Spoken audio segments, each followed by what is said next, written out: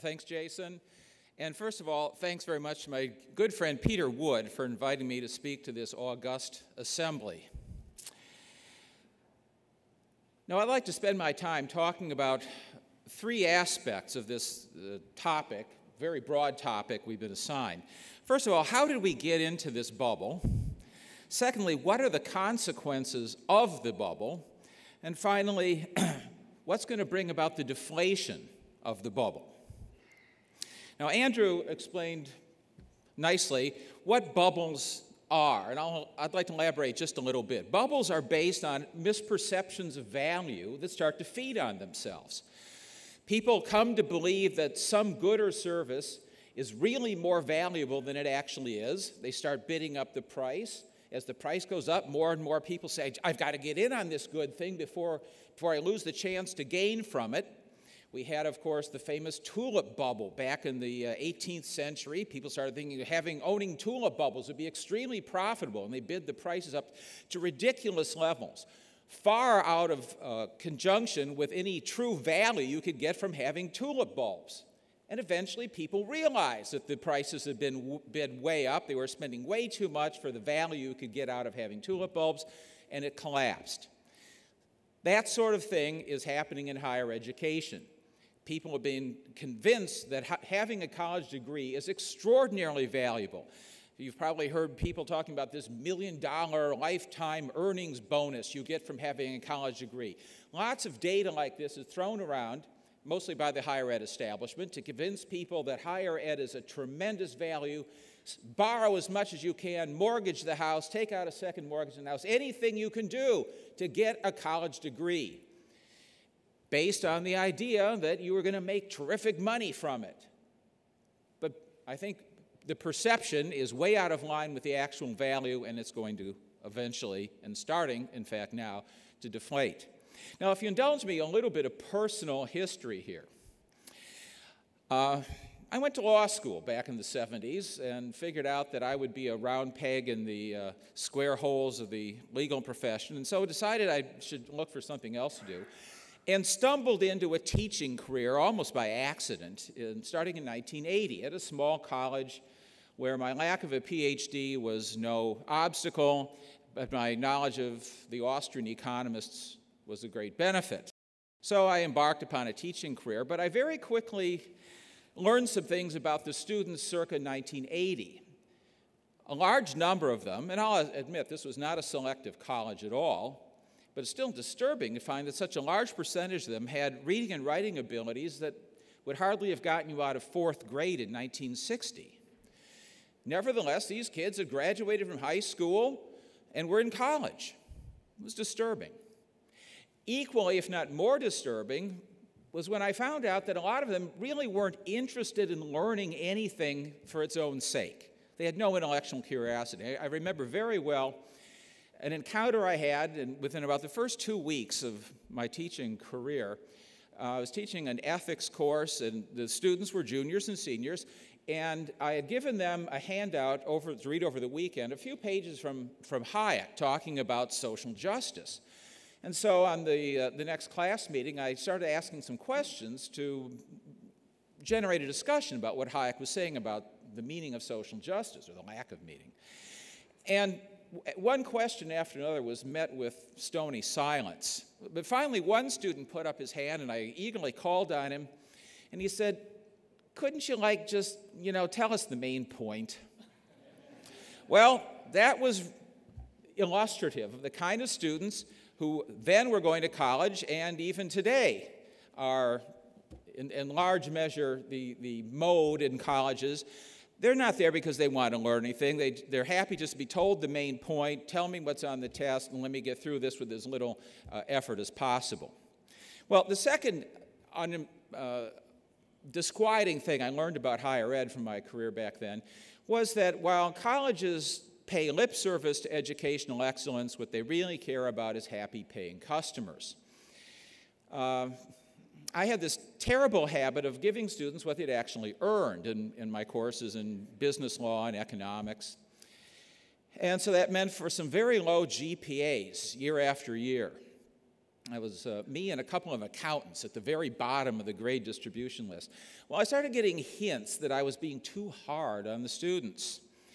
And I ignored those hints for several years until the fall of 1989. I was called into the dean's office and told I was not being a good team player. The students were unhappy. They were going to take business law someplace else, and I had to make my courses more user-friendly. So the second piece of the puzzle here fell into place. Not only were we drawing in lots of students who really didn't care about learning and didn't have much capability of learning, but we had college administrators who just said, keep them happy so they'll keep paying us money. Well, I quit after that, by the way, and then for 10 years did other things. And in 1999, however, I was hired to direct the Pope Center down in Raleigh, North Carolina. And so I started learning about the landscape of higher education circa 1999. And what I found out was, first of all, a lot of professors were saying things about the lack of interest and lack of ability of the students who were coming in. The same thing I had noticed in my tiny little sliver of academia back in the 80s, people were saying all over the country was the case in 1999. In particular, there was one book I read entitled Generation X Goes to College by Peter Sachs, where he talked about how he'd had to dumb down his classes and make them more fun in order to keep his job. And now, by an odd coincidence, I debated Peter Sachs in this very building about 2 years ago, and he's now arguing that we've got to produce more college graduates, but his book says we're wasting our time, and I think that his book is correct in that. A second thing I learned while surveying the college landscape was that the federal government was doing a lot of things to lure more and more students in particular, the federal student aid system. I read about the Bennett Hypothesis, and I commend to you Andrew Gillen's excellent paper on the Bennett Hypothesis, which he wrote, a year or two ago. The Bennett Hypothesis, of course, says that the government subsidies make it easier for students to go to college, but the colleges will just increase their tuition rate and say, we need more. So we're getting rising costs owing to government subsidies. Also, I read about this case that I had dimly remembered from law school called Griggs versus Duke Power, wherein the Supreme Court ruled that if an employer uses occupational testing mechanisms that cannot be proven to be perfectly valid in all respects and rule out nobody who could possibly do the job, you will be in legal hot water. And someone put two and two together and said, you know, this is creating a great demand for educational credentials because that's the next best thing employers can look at. If you can't actually test someone's ability, having gone through and graduated from college is a fairly good proxy for that. So government policy was inadvertently building up the demand for college credentials, at the same time was raising the cost of getting them. I also learned about the problem of credential inflation, that because so many people were getting college degrees, more and more employers were saying, well, with a labor market that's full of people with college credentials, why should we bother interviewing people who don't have them? So more and more the job world, more and more good career paths are being shut off to people who did not have college credentials to their names. I also learned that the higher ed establishment was very good at marketing itself through some very specious arguments. For instance, I heard about this argument that if you go to college, you'll earn $1 million more over your lifetime. No, that's a very specious argument. It's a mere statistical artifact. There's no reason for believing that simply because you get a college credential, you will automatically gain this great benefit of earnings. But a lot of people were believing this. I also read about these arguments that we needed more college graduates to become competitive in the world. Well, I read some books which blew out of the water that argument. One of them was Alison Wolfe's excellent book, Does Education Matter? She's British, and she did a study, worldwide study, and concluded that it was neither necessary nor sufficient for a country to have a vibrant economy to put a lot of people through college. Some that did that had weak economies, some that didn't had great economies. She blew that argument out of the water. But who understood that? Not many people read her book. Of course, there was also the argument prevalent that a state can build up its economy by putting more people through college. And then I happened across this book published in 2004 by my good friend Rich Vedder, Going Broke by Degree. And he pointed out that that's not true at all. In fact, if anything, there's a negative correlation between spending. But the higher ed establishment was using these arguments to keep expanding its bubble. More and more money coming in, more and more students coming in. But what was the value? Well, about midway through the last decade, 2006, 2007, the housing bubble started to deflate. In fact, it burst. And a few of us, Jane Shaw and myself at the Pope Center, a number of people associated with NAS, Rich Vedder, and others, began to point out that there were strong parallels between what had happened in housing and what had happened and what was going on still in higher education. Government policy was making housing artificially cheap and luring people in with this rhetoric about how owning a house is so good and it's a wonderful national thing if more and more people own homes. But all we've done is created a huge unsustainable bubble.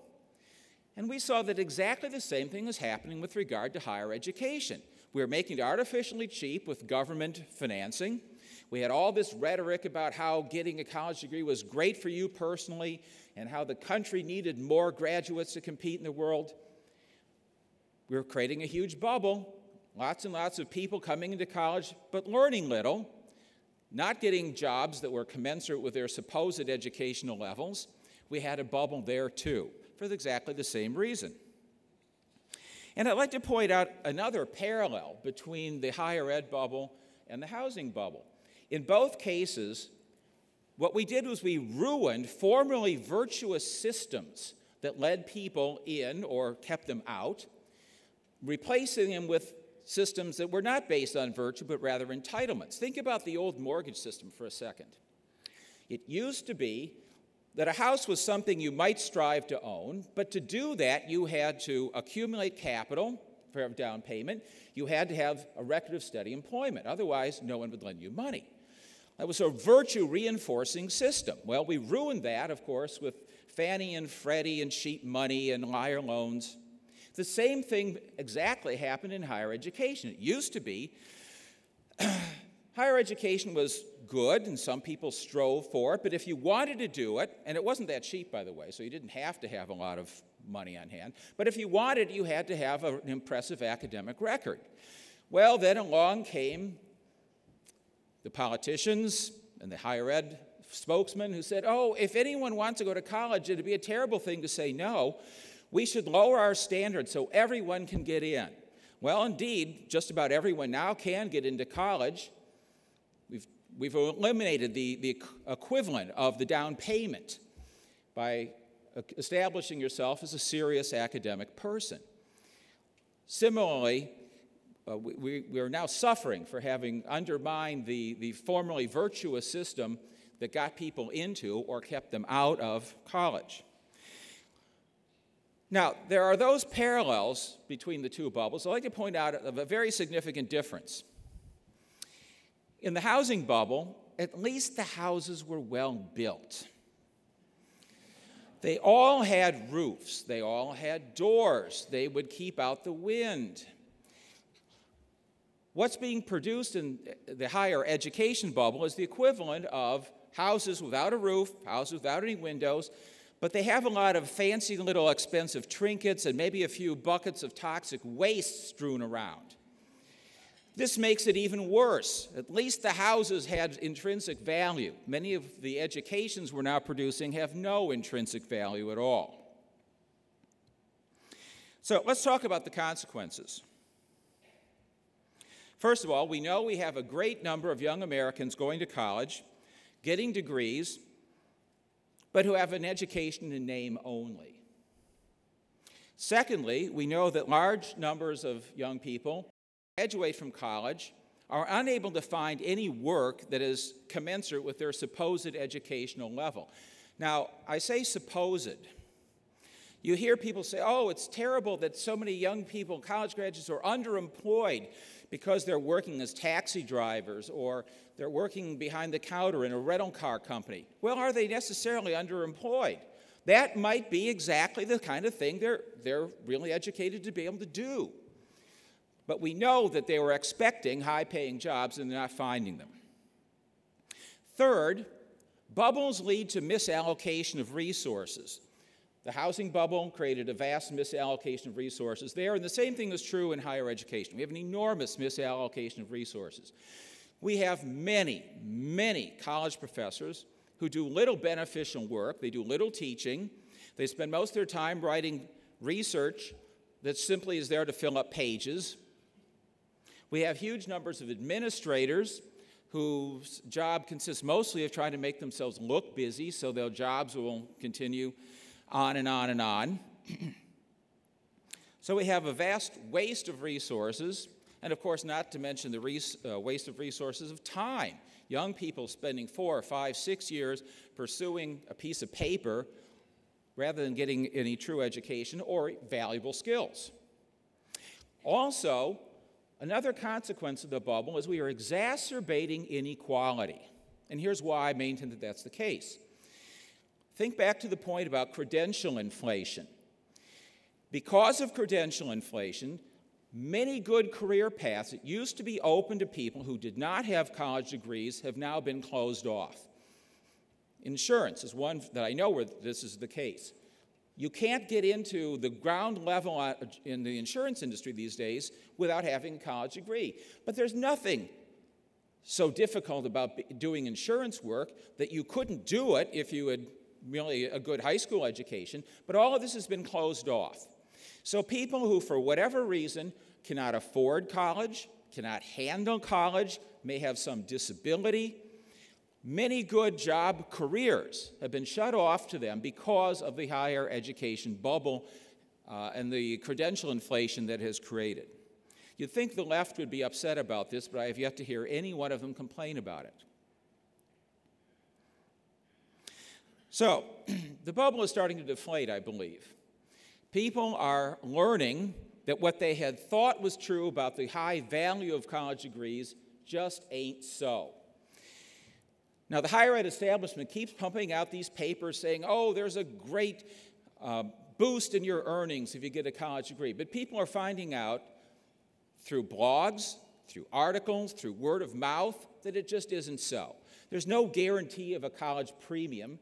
If the best job you can find is washing dishes in New York City, whether you got a college degree or not, you'll be paid the same.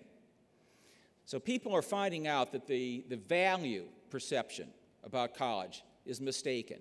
And as more and more people figure this out, the bubble is going to deflate. Moreover, good alternatives are now starting to emerge. You can get online education that costs very little.